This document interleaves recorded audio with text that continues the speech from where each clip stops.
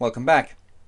In the last section, we finally came to the solution of the wave function corresponding to a particle living in an infinite potential well extending from x is equal to 0 to x is equal to L. And it's given as follows, as root 2 over L outside of sine of n pi x over L. Note, of course, we have this principal quantum number n.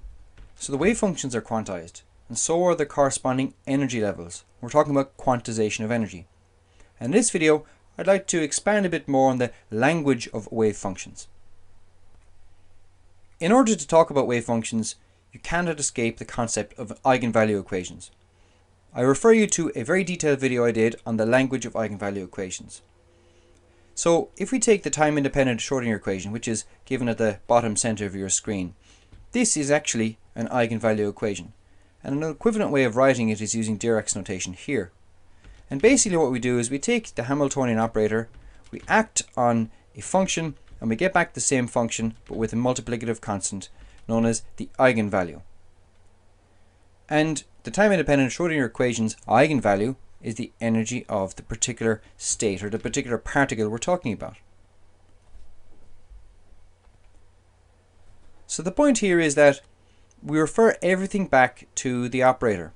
So these wave functions, these psi of x's, this is a wave function of the Hamiltonian energy operator. This is an eigenvalue of the Hamiltonian energy operator. And of course the eigenvalue is the energy of our system, as we said. And this is crucial. You must refer back to the operator.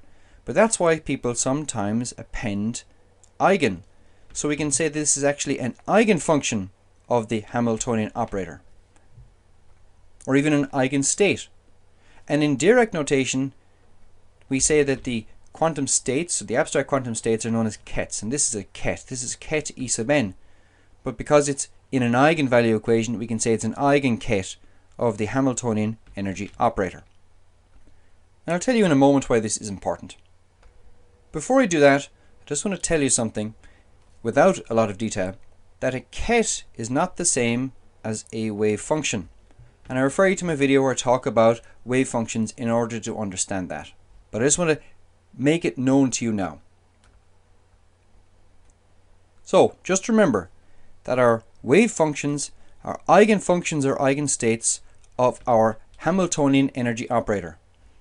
It happens that all quantum operators must be Hermitian, and I refer you to a video where I discuss Hermitian operators, and that allows, or that defines, three very special mathematical properties which we're going to exploit.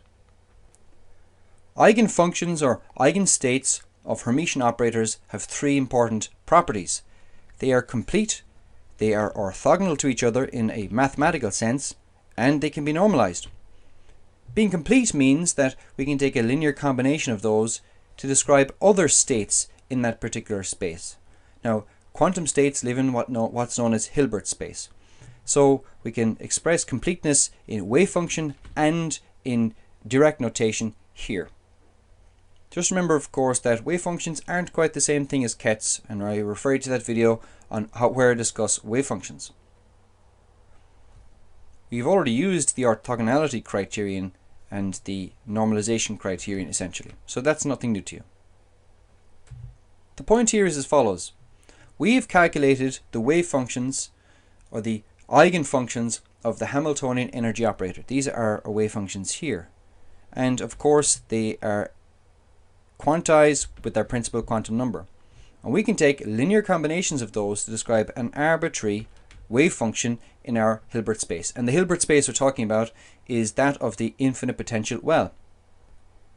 And this is why I have these subscripts E and N. So generally you use the placeholder psi to talk about a wave function. And I'm giving it the subscript E to say that we're talking about the energy eigenstates, or the eigenstates of the Hamiltonian energy operator. And the second subscript, the N, is just to formally note that we're talking about quantized wave functions. So if this, for example, this E was instead a P, we might be talking about the momentum eigenstates. Finally, so, as I said, we can take linear combinations of our eigenstates of the Hamiltonian operator, our energy eigenstates. We can take linear combinations of those to describe an arbitrary state in our infinite potential well. And we do that by taking a linear combination. And how do we calculate the coefficients C sub n? We use what's known as Fourier's trick. And I refer you to a video where I discuss calculating the coefficients when we take linear combinations of our wave functions. And basically what I do is I take a function that looks like this and I decompose it into a linear combination of the basis energy eigenstates. And that's that. That's all I want to tell you at the moment. Thank you very much for watching. I hope you found it useful. Please pass it to your friends and consider supporting me on Patreon.